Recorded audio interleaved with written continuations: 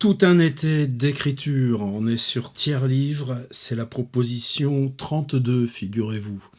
Comme je l'ai dit en ouverture de ce quatrième cycle de 10, donc on a commencé avec la 31, je voulais sur cette question de la ville qu'on revienne à un livre tellement essentiel, mais tellement d'enjeux, de poésie et d'allégorie, de pensée fine dans la prose appliquée à nos affaires du monde, avec toutes les variations de temps et de fables que sont les villes invisibles d'Italo Calvino. Je dis, on prend le temps, on reste un petit peu. J'ai ouvert assez durement, assez violemment, mais les textes qui m'arrivent me réjouissent paradoxalement, sur les villes et les morts de Calvino.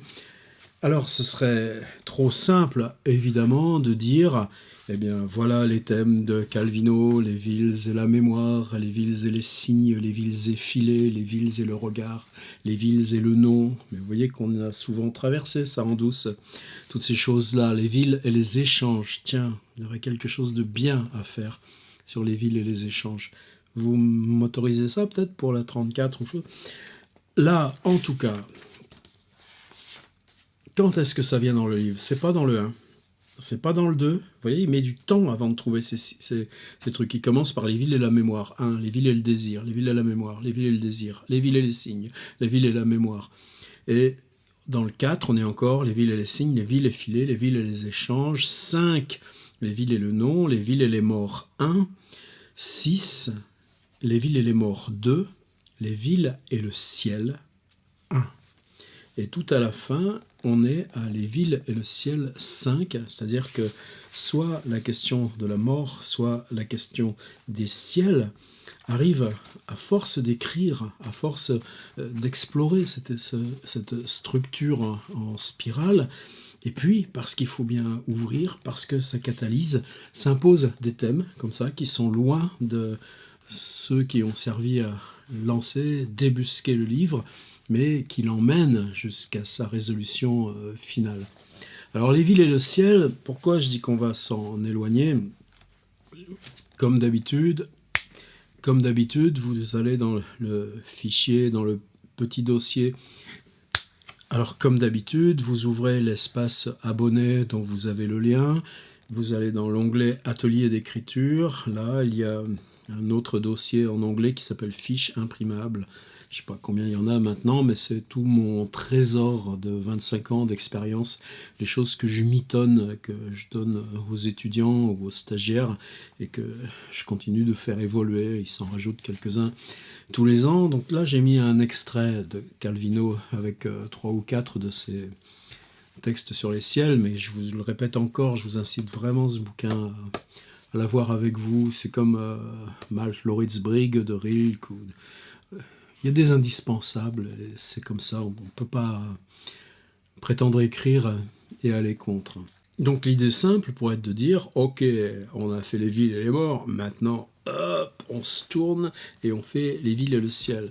Ouais, mais là on est dans des allégories, on est dans des reflets, on est dans les acceptations aussi abstraites, transcendantes du ciel. Et c'est pas ça que je voulais. La question du ciel.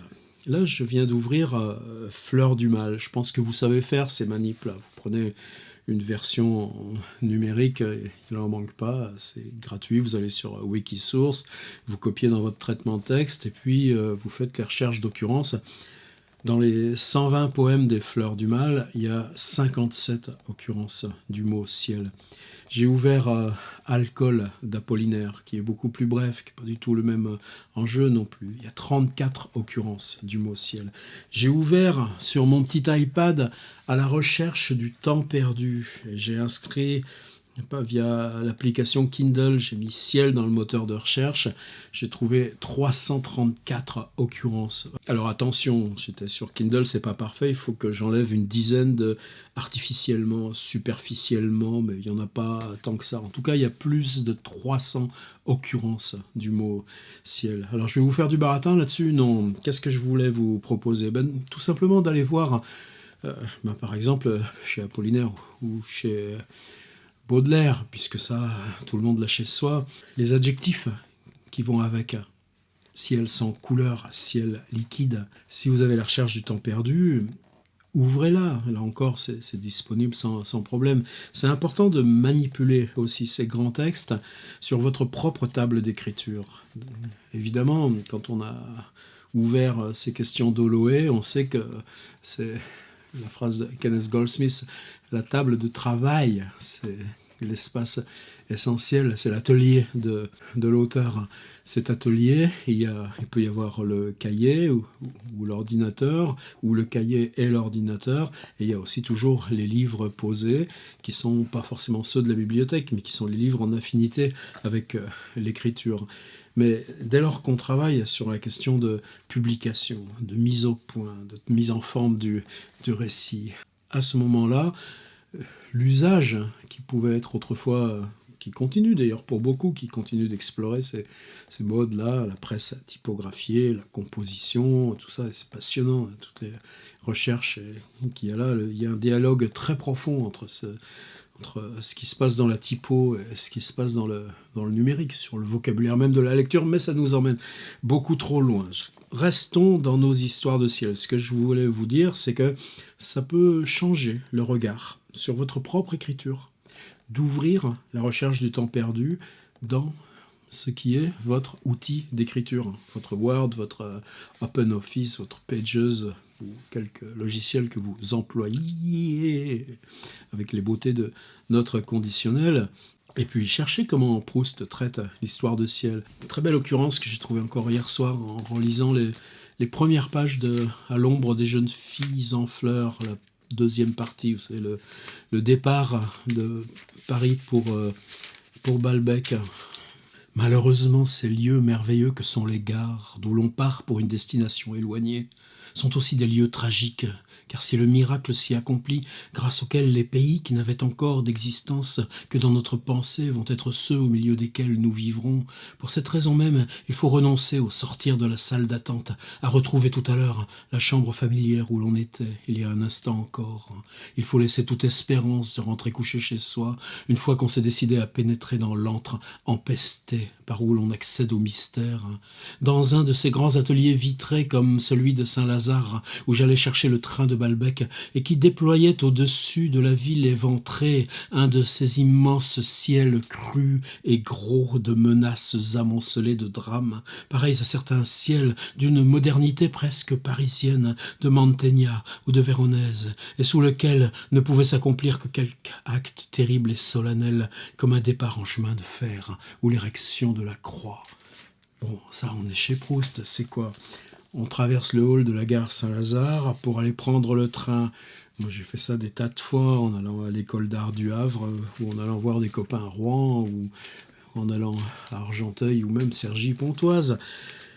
Eh bien lui, vous savez que dans ce paragraphe, par exemple, il y a une espèce de... Il joue en trame avec le début de l'enfer, de la comédie divine de Dante. Ça, c'est les jeux de Marcel Proust, laissons tomber.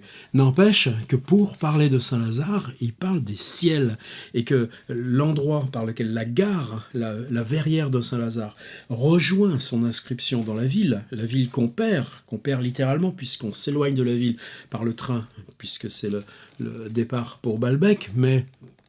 Focus, please.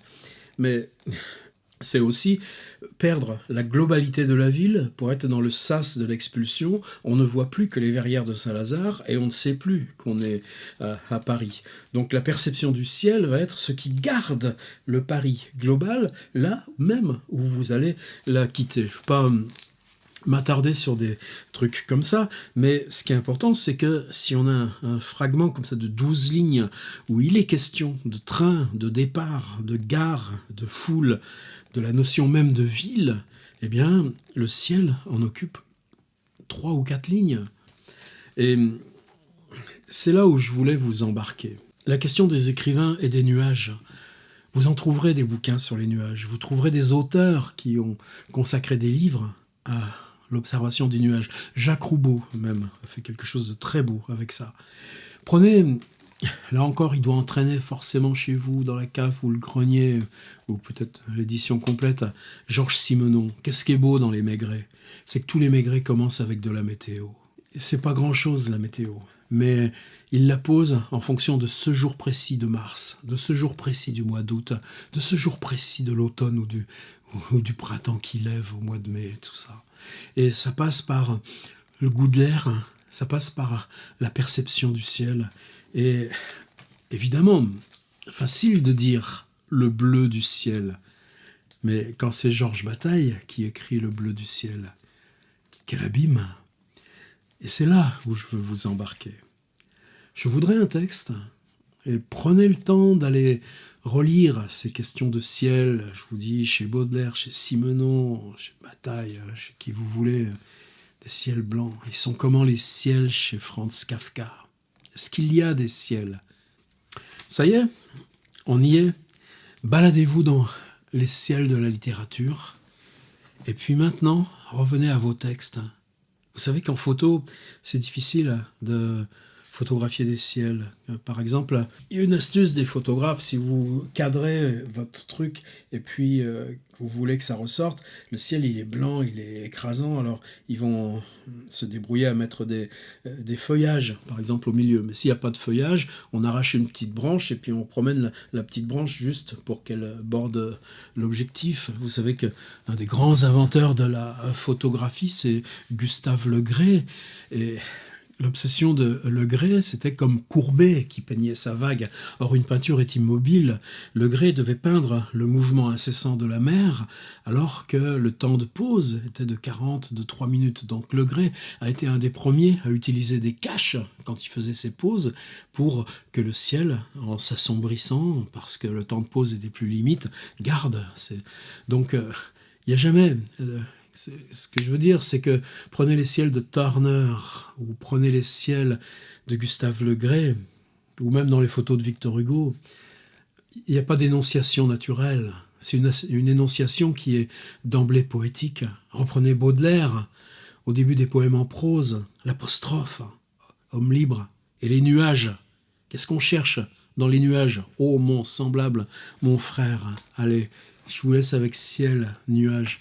Retournez dans votre fichue ville, retournez dans cette espèce de cave à texte que chacun où vous vous êtes embarqué, où maintenant il y a des personnages, il y a des mouvements, il y a du bruit, il y a des odeurs, il y a du goût.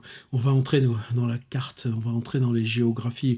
On ne va pas cesser maintenant de la battre, la rebattre. Mais aujourd'hui, ce que je voudrais, c'est que vous y ameniez les ciels.